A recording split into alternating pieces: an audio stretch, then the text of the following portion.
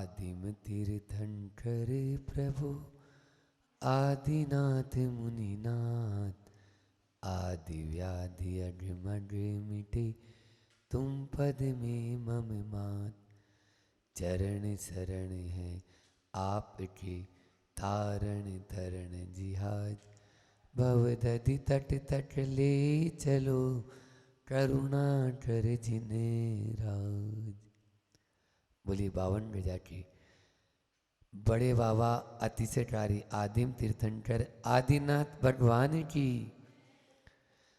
परम उपकारी संत श्रोमणी आचार्य गुरुवर विद्यासागर जी महामुनिराज की, परम पूज्य मुनि श्री 108 दुर्लभ सागर जी महाराज की, 48 दिवसीय भट्टामर महामंडल विधान की।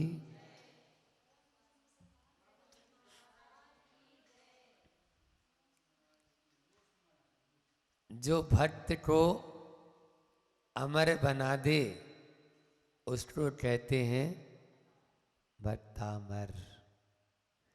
जो आत्मा को परमात्मा बना दे उसको कहते हैं भट्टामर। इसीलिए तो सबके कंठों का आभरण बन गया है भट्टामर। समझ में आया? भट्टामर सबके कंठों का आभरण है। हर कोई छोटा सा बच्चा भी तुतलाती तुतलाती भाषा में हमको सुनाई देता है, भट्टामर पनत मूल निमली पद्मानाम, है ना महाराज जी। और उसकी माँ भी कहती है कि महाराज जी इसको भट्टामर का पहला छंद याद हो गया है। निश्चित रूप से बच्चे बच्चे आबाल गोपाल या आबाल वृद्ध के लिए यह भट्टामर बहुत कुछ देने वाला है। बंधुओं, कुछ घटनाएं जीवन के, हर व्यक्ति के जीवन में घटनाएं घटित होती है, लेकिन कुछ उन घटनाओं से या उन घटनाओं को इतिहास बना देते हैं। उन घटनाओं से अपनी अंतर की घटना को परिवर्तित कर देते हैं। मानतुंग आचार्य भी ऐसे ही आचार्य हुए जिन्होंने अपने अंतर जीवन को बदल डाला, और न केवल अपने ही जीवन को अपितु आज हजारों वर्ष बाद भी यदि उसको पढ़ते हैं तो हम भी अपने जीवन में परिवर्तन ले आते हैं। ऐसे भट्टामर के माध्यम से अपने जीवन में हम परिवर्तन लाएं। आप देखिए, संसार के मार्ग में तो हमारी खूब रुचि रहती है, लेकिन भक्ति के मार्ग में, मोक्ष मार्ग में रुचि कम रह पाती है। संसार का मार्ग और यह भक्ति का या भगवान का मार्ग कैसा है, एक उदाहरण के माध्यम से बताता हूँ। आप लोगों ने महाभारत में जब श्री कृष्ण का जन्म होता है तो उसका हंता उसको मारने के लिए तैयार रहता है। कौन था? बोलो। श्री कृष्ण का हंता कौन था मारने वाला? कंस।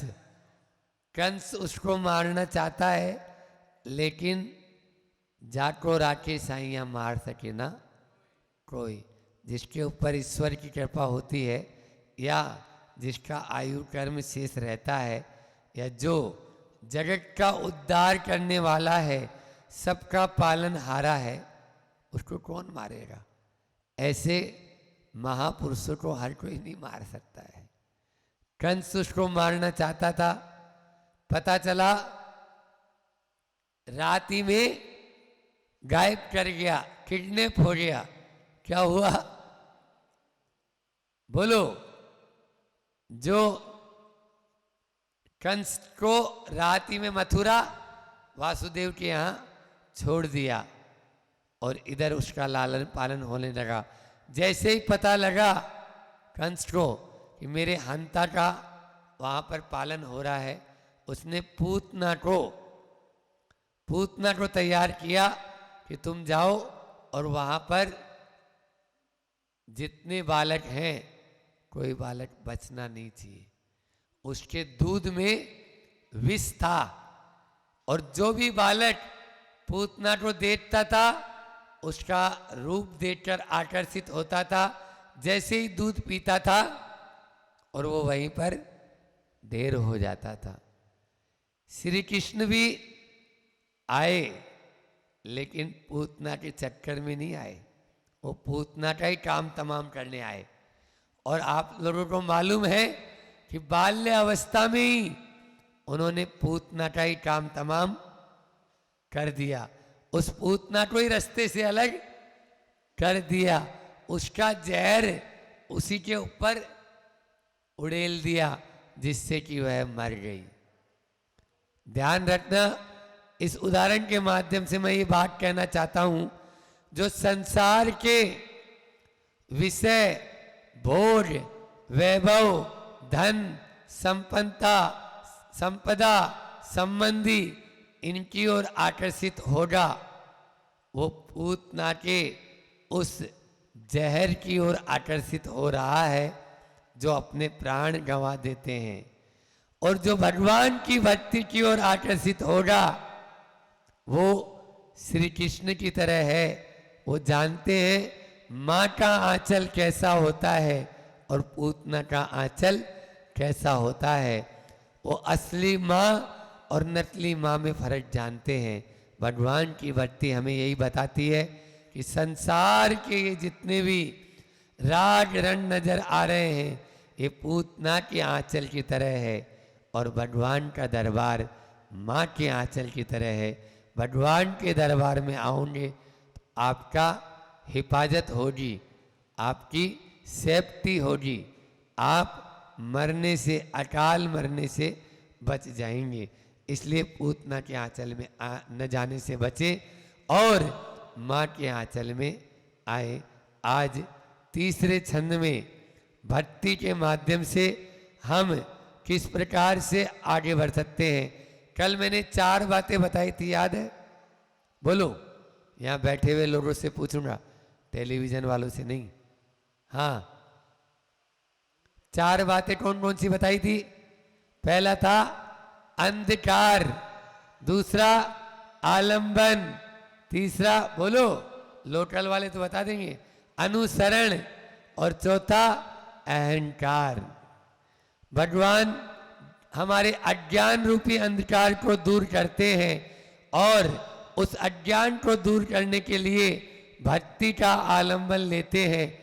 जैसे अंधकार को दूर करने के लिए दीपक का आलंबन लेते हैं, वैसे ही हम एक ज्ञान का दिया जला दें तो मोह रूपी अंधकार दूर हो जाएगा। तो आलंबन लेना है भक्ति का, और भक्ति का आलंबन लेने के लिए अनुसरण करना पड़ेगा। काय का? जिस मार्ग पर प्रभु चले हैं उसी मार्ग पर हमको चलना होगा। और उसके बाद में अहंकार, भक्ति वही करेगा जो अपने अहंकार को डलाएगा। अभी आप लोग यहाँ आकर बैठे तो क्यों आकर बैठे बोलो? आप लोगों ने अन्य सारे कार्य को विराम दे दिया? नहीं, अभी तो हमें महाराज जी के पास चल के उनकी वाणी को सुनना है।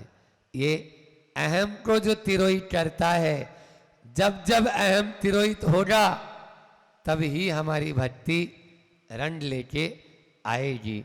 आज अगले छंद में इसी बात को और आगे कहते हैं कि अपनी जो बुद्धि वाले हैं वो भक्ति नहीं कर पाएंगे। क्या बोल रहे हैं? जो बुद्धि वाले हैं वो भक्ति नहीं कर पाएंगे। भक्ति तो जो श्रद्धावान है वो कर पाएगा। कल भी मैंने बोला था, आज फिर। पहले श्लोक में आचार्य मानतुंड ने मंडलाचरण किया, दूसरे श्लोक में आचार्य मानतुंड भगवान ने संकल्प लिया और अब भक्ति की भूमिका बना रहे हैं। अभी भक्ति नहीं कर रहे, अभी तो ग्राउंड तैयार कर रहे हैं। जैसे किसान होता है, खेत में बीज बोना चाहता है तो पहले भूमि को समतल बनाता है, उसमें जो कंकड़ पत्थर है उनको बाहर निकालकर फेंक देता है, तभी तो भक्ति कर पाएंगे। आप लोग भी यदि भक्ति करना चाहते हैं तो क्या करते हो बोलो? पहले ढोलक वाले को बुलाते हो, हाँ, संगीत पार्टी बुलाते हो, पूजा थाली सजाने वाले को बुलाते हो, ताकि पूजा की पुजारी को बुलाते हो, पूजा की थाली टाइम पे मिल जाए। हाँ, पंडित जी को बुलाते हो, वे मंत्र बोल के हमें हमारा उपयोग लगाएंगे। और सारी सामग्री बिछायत आदि, टेबल कुर्सी आदि सब करते हो कि नहीं करते हो? बोलो हाउ तो बोलो।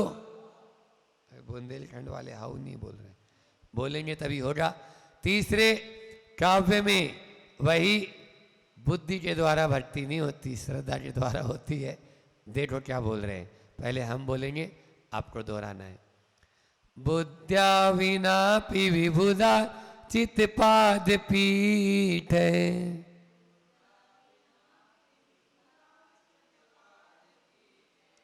स्तोतुम समुदत मतिर्विज तत्र पोहम।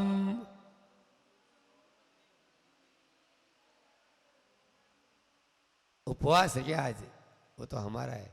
बालम विहाय जल संस्थितुम इंदु बिंबे,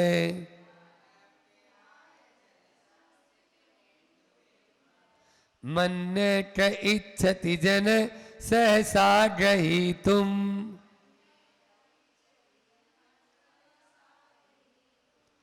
बहुत अच्छा। पहले अपन इसका शाब्दिक अर्थ देखते हैं, फिर आध्यात्मिक अर्थ क्या है वो भी हम आपको बताएंगे।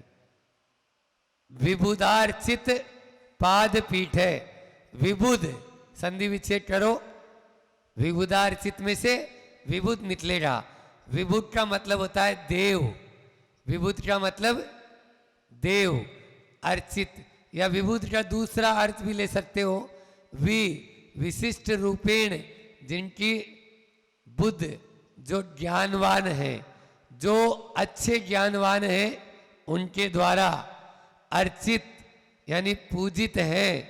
पाद पीठ यानी चरण कमल रखने का स्थान। भगवान तो पूजित है ही, लेकिन भगवान के चरण जहाँ पे रखते हैं वो भी पूजित होते हैं। आप लोग तो वो चरण नहीं, चरणों की जो धूल होती है वो भी माथे लगाते हो।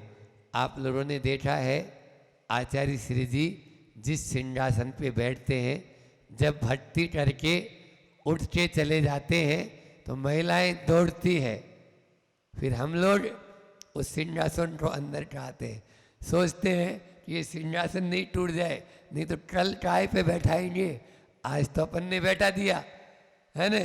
ऐसे बिल्कुल, लेकिन भक्ति इसी को कहते हैं। मैं बोलूंगा भक्ति इसी का नाम है जिसमें वो दीवाना हो जाए। जब भगवान महावीर स्वामी पावापुरी से मोक्ष को प्राप्त हो गए, असंख्यात देवी देवता और संख्यात मनुष्य वहां पर जिनकी गिनती नहीं है, वो सब वहां पर पहुंचे और भगवान तो मोक्ष चले गए। अब वो चरणों की जो उनकी जो राख शेष बची थी, वो राख अपने मुकुट पे, अपने माथे पे लगा रहे हैं। कहते हैं इतनी राख ले लेके गए देवी देवता और मनुष्य कि वहां गड्ढा बन गया। क्या बन गया? गड्ढा। उसी में पानी भर गया, वो हो गया जल मंदिर। आज जो पावापुरी का जल मंदिर देखते हैं ना, वो उसी का ही रूप है। उस समय वहां टीला था, ऐसा बताते हैं, बहुत बड़ा टीला था, लेकिन भगवान के साथ में, जितेंद्र भैया आ गए, भगवान के साथ में भगवान का जो स्थान होता है वो भी पूजित होता है। आप लोगों को बताऊं, धौला जी में आया, धौला जी में आया कि जो भगवान होते हैं उनके संपर्क में आने वाले सचित, अचित और सचिताचित, ये सब पदार्थ भी पूजित हो जाते हैं। क्या हो जाते हैं? पूजित हो जाते हैं। क्यों? क्योंकि ये अपन देखते भी हैं, धौला जी में आया ये कि उनके संपर्क में आने वाले, आप लोगों ने देखा होगा जब भगवान दीक्षा ले लेते हैं और उनके जो आभूषण आदि होते हैं उनकी बोलियां बोलती है, पंच कल्याणक आदि में बोलियां बोलती है और लोग बढ़ चढ़ के बोलियां बोलते हैं। क्यों? क्योंकि ये धौला जी का वाक्य है।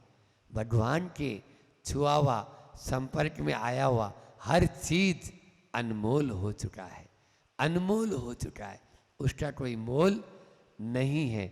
अभी हमने देखा छोटे से गांव बाजना में भी बढ़ चढ़ के बोली ले रहे, बढ़ चढ़ के, वो इसी का कारण है। दीक्षा लेते हैं दीक्षार्थी, हमें तो मालूम है कि हम जब दीक्षा लेके आए तो हमें और किसी से मतलब नहीं था, केवल मतलब था प्रमाण सागर जी महाराज जी के हाथ से लिखे हुए कुछ पत्र थे जो हमारे लिए आचार्य श्री जी को लिखे कि इनकी दीक्षा हो जाए, है ना, ये हर तरह से उपयुक्त हैं, आप इनको जल्दी से अनुग्रहित कर दें, अब अपना उपकार करें। ऐसे पत्र, क्योंकि और पत्र तो हमने नहीं रखे थे, वो 4-5 पत्र जिनवाणी में रखे थे, लेकिन दीक्षा लेके आए तो एक भी चीज नहीं बची, एक भी कैन तक उठा ले गए, कपड़े तक उठा ले गए, सब कुछ गायब, कुछ भी नहीं। क्यों?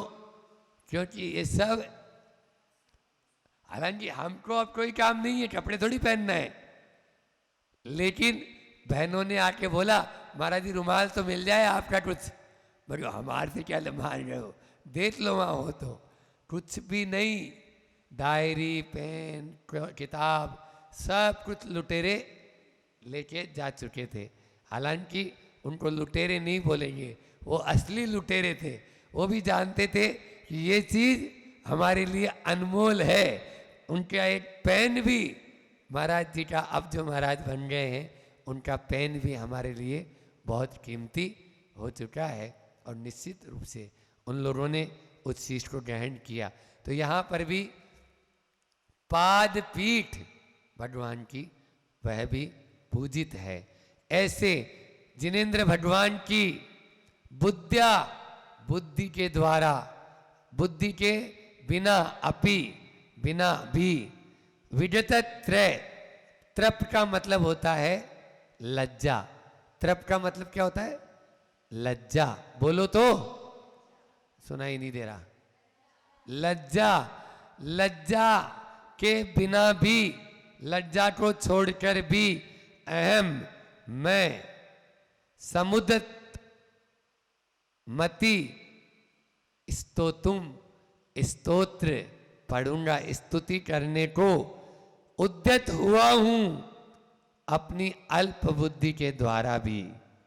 जैसे उदाहरण क्या दे रहे हैं देखो, मानतुंड आचार्य, जल संस्कृतम इंदु बिंबम, जल में चंद्रमा का बिंब पड़ रहा है, तो जो बालक होता है ना वो उसको दौड़ता है पकड़ने के लिए।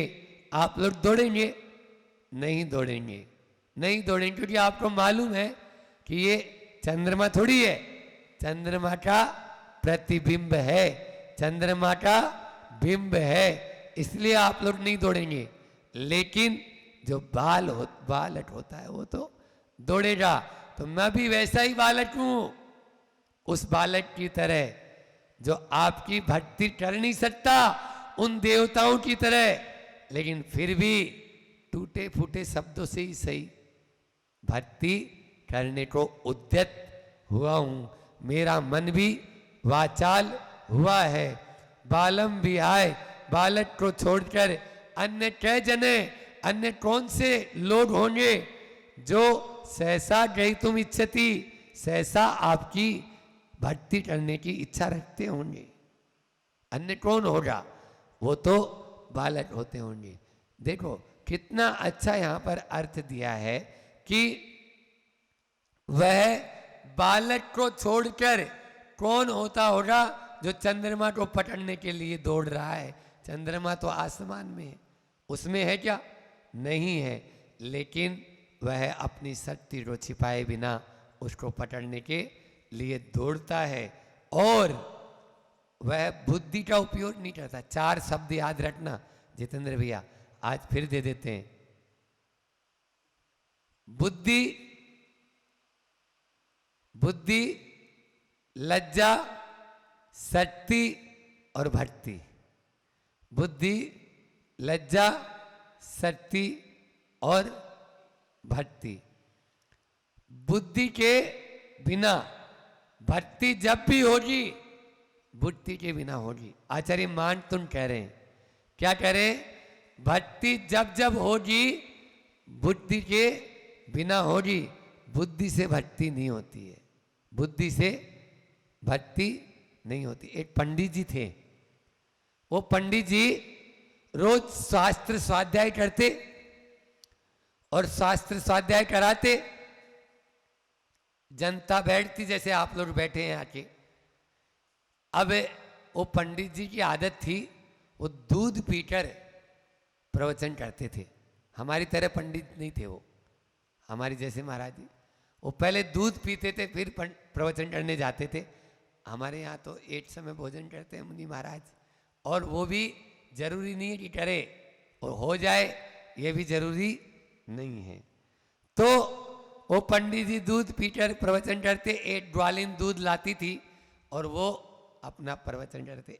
कभी कभी बरसात जैसे आज हो रही है आपके 52 गजा में, ऐसे पानी गिर जाता तो नदी नाले उफान पे आ जाते। अब वो दूध समय पे नहीं लेके आती, समय पे नहीं लाती, तो पंडित जी उसको डांटते। तुम्हें क्या मालूम, 1 घंटा बोलना पड़ता है और कैसे बोलना पड़ता है मुझे मालूम है, मुझे मालूम है उसमें कितनी ताकत लगानी पड़ती है। तुम टाइम पे दूध नहीं ले जाती। अब वो अपना छोटा सा मुंह लेके रह जाती। क्या बोलती पंडित जी को कि बरसात आ रही थी इसलिए नहीं आ पाई। एक दिन वो दूध लेके आई, अब प्रवचन में लेट तो हो ही गई। अब तो सोचा आज तो फिर पंडित जी अपनी बात लगाएंगे, लेकिन दुबक्के कोने में अपने घुटने के बदले पे, पुराने लोग ऐसे ही बैठते थे पहले, घुटने के बल पे वहां बैठ गई और प्रवचन सुनने लगी। अब प्रवचन करते करते पंडित जी की एक लाइन निकली उनके मुख से, आप लोग श्रद्धा से भरकर भगवान की भक्ति करोगे तो आपको भवसागर से पार लगा देगा। आप लोग श्रद्धा और भक्ति से भरकर भगवान का नाम जपोगे तो भवसागर से पार लगा देंगे। अब वो ग्वालिन सोचती है, कम पढ़ी लिखी थी लेकिन श्रद्धावान थी। देखो पंडित जी मंत्र जानते थे, भगवान का नाम लेने से भवसागर पार हो जाते हैं। अरे हमारी गांव की नदियाँ तो छोटी सी है, वो पार नहीं लगाएंगे क्या? हाँ, मैं भगवान का नाम नहीं लेती थी इसलिए वो पार नहीं लगाते थे। अब रोज भगवान का नाम ले लूंगी और इस पार आ जाऊंगी, वो मुझे पार लगा ही देंगे। आज पंडित जी ने फार्मूला बता दिया, बिल्कुल सही फार्मूला बताया। तुम लोगों को ये फार्मूला नहीं आएगा क्योंकि तुम लोगों के अंदर एक कीड़ा काट रहा है। वो कीड़ा क्या है? अरे महाराज तो ऐसे ही बोल रहे हैं, इनकी ऐसे बोलने से कोई भवसागर से पार होते हैं क्या? कोई नदियाँ पार होते हैं क्या? अब वो सही समय पर रोज दूध लेकर आती, रोज टाइम पर दूध लेके आती, एक भी दिन लेट नहीं हुई। महीना भर हो गया, पेमेंट दिया। पंडित जी ने बोला, क्यों तुम अब सही समय पर आने लगी, क्या तुम अब लेट नहीं होती क्या? नदियाँ, अब पानी जो है नदियाँ में ऊपर नहीं आता? बोले आता है, आपने उस दिन नहीं बताया था। एक दिन मैं प्रवचन में लेट हो गई थी, पीछे दुबक्के बैठ गई थी, आपने ही तो मुझे फार्मूला दिया था। बोले मैंने तो तुम्हें कभी नहीं दिया। बोले नहीं, आपने सबको बताया था ने, तब मैंने भी सुना था कि आप भगवान का नाम भक्ति और श्रद्धा से लेंगे तो आप भवसागर से पार हो जाएंगे। मैंने सोचा जो भगवान भवसागर से पार लगा सकता है वो क्या छोटी सी एक अदनी सी नदी पार नहीं करवा सकता? करवा सकता है। और रोज मैं भगवान का नाम लेती हूँ और मैं तो पानी पे चल के आ जाती हूँ, भगवान मुझे इस पार छोड़ देते हैं, इस पार। अब पंडित जी के मन में आया, है ऐसा? मतलब पंडित जी को विश्वास नहीं है अपने प्रवचन पे, सुन रहे हो? उस ग्वालिन को विश्वास है, पंडित जी को विश्वास नहीं है अपने खुद की बात पर। बोले हाँ मैं तो रोज नदी के ऊपर चल के आती हूँ, अब तो आपने बताया था। बोले हाँ, तो बोले चलो चलो मैं भी आपके सामने और चल के बता दूंगी। अब वो पंडित ग्वालिन आगे आगे और पंडित जी पीछे पीछे अपने दिमाग में 70 तरह के विचार लगाते हुए, पानी के ऊपर ये कैसे चल सकती है? नहीं चल पाएगी पानी के ऊपर। आदमी के अंदर जो बात होती है ना, वो बार बार वही हाथ करके और आंखों में पानी लाता है और रोएगा, वो जिंदगी भर रोता रहेगा। ये लिख लो, क्योंकि उसके मन में वो कीड़ा काट रहा है ना, उसको कोई सुधार नहीं सकता। अब वो पंडित के अंदर भी यही था, वो पंडित जी पीछे पीछे सोचते चले जा रहे हैं, ऐसा हो नहीं सकता, कभी पानी के ऊपर चल नहीं सकता आदमी। वो गई और वहां पर जाकर जैसे ही नदी के पास आई और वो तो भगवान का नाम जपी, 9 बार नमोकार मंत्र उसको आता था, नमोकार मंत्र जपी और पांव पैदल चल के उस पार चलने लगी पानी के ऊपर, जैसे आप लोग धरती पर चलते हो। और पंडित जी से बोली आओ आओ पंडित जी आओ, आप भी आओ। अब पंडित जी के मन में धुट धुट कि मैं पानी में नहीं डूब जाऊं, ये तो बोल तो रही है। तो उन्होंने क्या किया, सबसे पहले अपनी जो धोती थी ना, धोती उसकी बोले ये गीली नहीं हो जाए और तो होए जो है, उन्होंने अपनी जो क्या बोलते हो आप लोग इसको, लान बोलते हो ने, जो अचकन, उस धोती की अचकन को ऊंची किया और पांव में नदी में पांव डाला और धम से नीचे नदी के अंदर गिर गए। बोलो ये है बुद्धि वालों का कमाल, अच्छे अच्छे पंडितों का कमाल। जो श्रद्धावान होता है वो पांव पैदल चलकर उस पार जा सकता है। और जो अंजन चोर की कहानी सुनी है आपने, वो सेठ जी रात भर ऊपर से नीचे, नीचे से ऊपर, ऊपर से नीचे, नीचे से ऊपर, ऊपर से नीचे, नीचे से ऊपर हो रहे। क्यों? अब कह तो दिया उसने, क्या पता रिद्धि प्राप्त होगी या नहीं हुई, नहीं हुई तो क्या होगा, मेरा तो नीचे होगा। अब घर तो छोड़ेंगे, लेकिन घर छोड़ने के बाद रोटी मिलेगी नहीं मिलेगी, कौन हमारा बिहार कराएगा, कौन हमारा यानी जो है ना बस्ता उठाएगा, बस्ता रखते ही क्यों जो उठाएगा, इतना बोझा क्यों रखते हो? समझ में आई? ये सब घर में ही बैठे रहोगे, आप लोग कभी घर नहीं छोड़ पाओगे। घर तो वो श्रद्धावान जो होगा वो छोड़ेगा। समय भी अपना हो रहा है, आप लोग हंस रहे, इसी से समझ में आ रहा है कि निश्चित रूप से महाराज आपने तो छोड़ दिया।